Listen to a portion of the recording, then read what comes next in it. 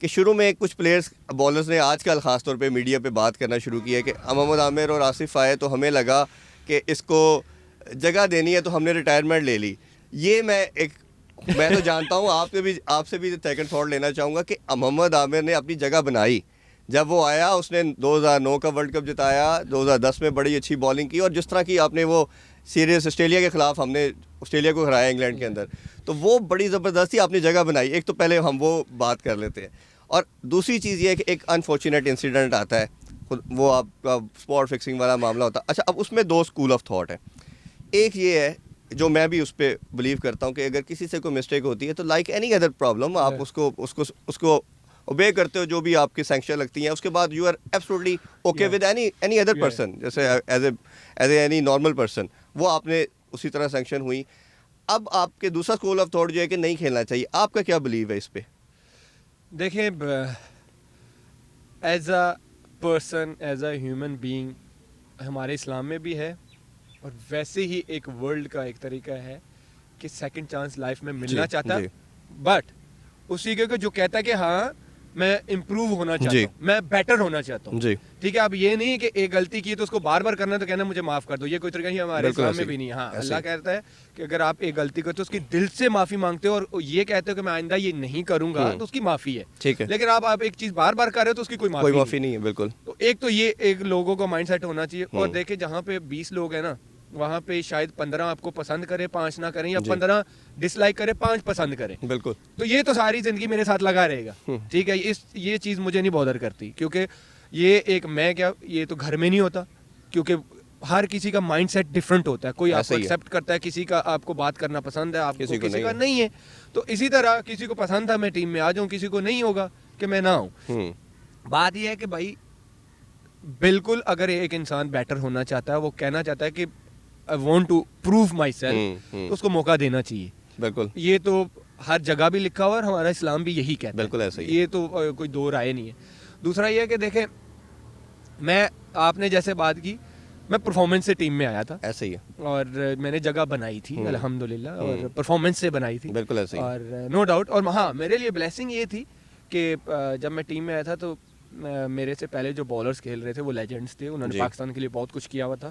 तो मुझे देख के और सीखने का भी मौका मिलता था, क्योंकि आप देखें जब ऐसे लोगों के अराउंड भी रहते तो आपको बहुत सारी चीज़ें सीखने को मिलती हैं। जब वो नेट में बॉलिंग कर रहे हैं तो आप देख रहे होते हैं कि यार ये नेट में किस तरह की बॉलिंग कर रहे हैं, जो मैच में करते हैं डिफरेंट है या क्या है, तो आपको चीज़ें सीखने को मिलती हैं। मुझे फायदा था। और 5 साल का ऑब्वियसली बहुत बड़ा गैप था, उसके बाद कमबैक करना आसान नहीं था। तो वो देखिए एक माइंडसेट होता है, और फिर वो बात वही पे आ जाती है ना कि अल्लाह ने मुझे एक माइंडसेट दिया है, मेरा माइंडसेट बहुत स्ट्रांग है। अच्छा, उसमें अब ये चीज़ है, फिर आप कम बैक करते हो, अल्हम्दुलिल्लाह बड़ी अच्छी परफॉर्मेंस करते हैं, अदरवाइज तो आप खेल ही नहीं सकते। जो अभी क्रिटिक्स बात कर रहे हैं, आप पाकिस्तान की तरफ से 50 T20 61 ODI 36 टेस्ट खेले हैं, आपकी performance as a bowler, stats अगर मैंने देखे हैं सारे, आपकी सबसे ज़्यादा विकेट्स हैं। ठीक है, और इन टर्म्स ऑफ जो ओवर्स की बात करें तो सबसे हाईएस्ट ओवर्स आपने ऑल ओवर द वर्ल्ड भी किए थे। वो लोग कहते हैं कि मेरा तो वर्कलोड ही नहीं है। हाँ, मैं उसी तरफ अब आना चाह रहा था।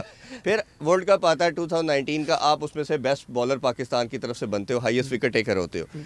ये सारी एक चीज़ें चल रही होती हैं आपके साथ, क्योंकि आप जो पहले मैनेजमेंट थी, आप मिकी आर्थर, ग्रांट फ्लावर और सरफराज, इनके साथ आप चल रहे हो। और अब इशू की तरफ हम आते हैं ज़रा, उन चीज़ों जो सीरियस इश्यूज़ हैं, जो लोगों को शायद रियलिटी नहीं पता। आज मेरा ऑब्जेक्टिव भी शो का, जैसे मैंने इंट्रो में कहा कि रियलिटी बताना भी ऑब्जेक्टिव है।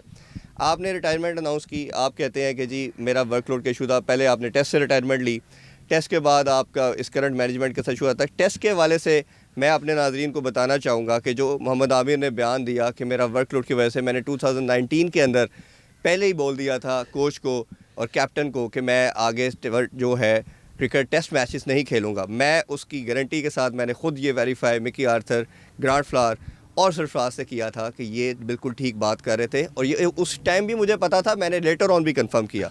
तो ये बात तो मेरा ख्याल है मीडिया पे किसी ने नहीं इनके बारे से कही कि इन्होंने ठीक कहा था, क्योंकि इनकी बॉडी के अंदर कंटिन्यूसली निगल्स आते थे, क्रैम्प्स पड़ते थे, और ये पाकिस्तान को लंबा सर्व करना चाह रहे थे। इस चीज़ की तो मैं रेक्टिफिकेशन करता हूँ कि ये बिल्कुल ठीक बात कर रहे थे जी, ऐसा ही है बिल्कुल। तो उसमें क्योंकि आपके प्रॉब्लम्स आ रहे थे, आपने कहा था मैं T20 और ODI में पाकिस्तान को थोड़ा लंबा सर्व करना चाह रहा हूँ। अच्छा, दूसरा प्रॉब्लम आता है कि इस करंट मैनेजमेंट के साथ वो क्या एग्जैक्टली आपसे मैं जानना चाहूँगा, क्या इश्यूज़ ऐसे आए कि आपको लगा कि मैं ये करंट मैनेजमेंट के साथ नहीं चल सकता? देखें अगर आपने अभी इनकी रिसेंटली प्रेस कॉन्फ्रेंसेस सुनी हो तो वो मेरी रिटायरमेंट को डिफरेंट चीज़ के साथ मिला रहे हैं।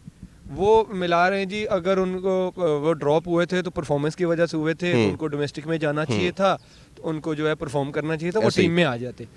लेकिन ये तो मेरा इशू नहीं है। अगर आप जिस दिन मैंने रिटायरमेंट दी थी तो मैंने बात ही कुछ और की थी। ऐसे ही मैंने माइंडसेट और मेंटली टॉर्चर की बात की थी। मैंने तो परफॉर्मेंस, मैं तो ये तो कहा ही नहीं था कि मेरे साथ ज्यादती हो रही है, मैं ड्रॉप हो गया और मैं रिटायरमेंट दे रहा हूँ। ये कहाँ लिखा? मैंने कहीं नहीं बोला ये कि मेरे साथ ज्यादती हुई है, मुझे बाहर किया गया और मैं रिटायरमेंट दे रहा हूँ। ये तो बात ही नहीं थी। ठीक बात ये थी, आपको भी पता, मीडिया से है, आपको उनकी हर स्टेटमेंट पता होंगे। ऐसे ही ठीक, कि जो मेरे टेस्ट रिटायरमेंट को लेके लोगों में पब्लिकली फीड की गई, मेरा इशू वो था। उसको बोलते हैं मेंटली टॉर्चर, जो पहले टेस्ट की दफा भी किया गया और अभी भी किया गया। अभी भी किया, उसको बोलते हैं मेंटली टॉर्चर। ये पता नहीं मेंटली टॉर्चर को किधर लेके जा रही है, कह रहे परफॉर्मेंस। अच्छा, उसमें मैं बड़ी इंटरेस्टिंग चीज़ ये है ऑडियंस के लिए पर्टिकुलरली कि मोहम्मद आमिर और वहाब रियाज दोनों एक साथ ही ऑलमोस्ट टेस्ट से रिटायरमेंट लेते हैं। प्रेशर बिल्ड होता है मीडिया का, लोगों का, ओबियसली फैंस आप दोनों को बहुत चाहते हैं क्योंकि दोनों लेजेंड हैं हमारे। तो आप रिटायरमेंट नहीं लेते, वहाब वापस ले लेता है।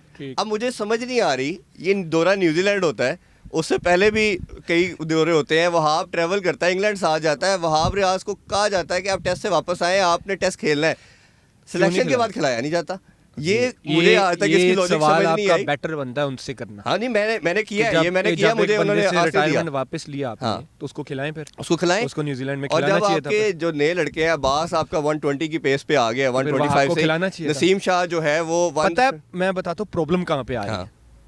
प्रॉब्लम हमारी इस मैनेजमेंट की ये आ रही है। पहले तो आप ये देख लें, इनके हर सीरीज में 5 से 6 लड़के तो नए हैं। ऐसा ही है, चेंज है, ऐसा ही है। टीम तब बनती है जब टीम के प्लेयर्स को, जो 15 और 20 का बंच होता है, उनको 3 से 4 सीरीज लगातार दी जाती है।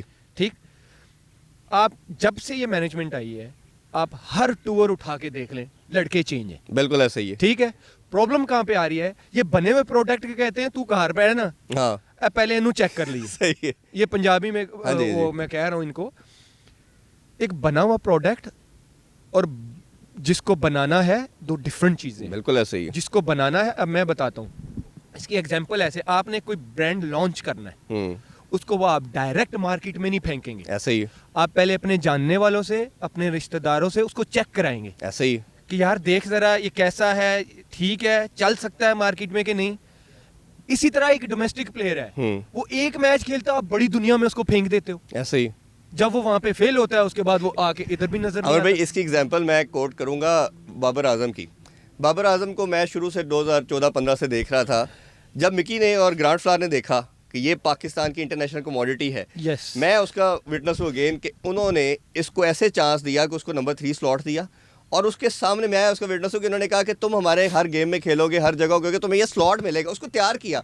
जब आपकी कोई इंटरनेशनल कमोडिटी आप सोचते हो इसको बनाना, तो उसको फिर प्रिपेयर भी तो किया जाता है, उसको टेक केयर किया जाता है, उसको पैम्पर किया जाता है। यहाँ पे डिफरेंस ये है ना कि मैं वही बोल रहा हूँ, यहाँ पे जो बना होता है ना, उससे 1-2 मैच परफॉर्मेंसेस ऊपर नीचे होती हैं, उनको कहते हैं तू उनका हार जा, हमें नया मिल गया। नहीं, इसकी मैंने अभी प्रीवियस शो में बात कर रहा था, आकिब साहब से बात भी हो रही थी कि इस करंट मैनेजमेंट के अंदर पर्टिकुलरली T20 और अगर ओडीआई की बात करें तो किसी प्लेयर को स्वाय कैप्टन के या शाहीन शाह अफरीदी के चांस नहीं मिला। किसी को पता ही नहीं है मैंने नेक्स्ट मैच खेलना होना है कि नहीं, होना है, रेगुलर वो है ही नहीं। अच्छा, प्रीवियस मैनेजमेंट के अंदर एक चीज़ आप उसको सेकंड करेंगे कि पहले 1-2 दिन पहले बता दिया जाता था कि आप नेक्स्ट गेम खेलेंगे।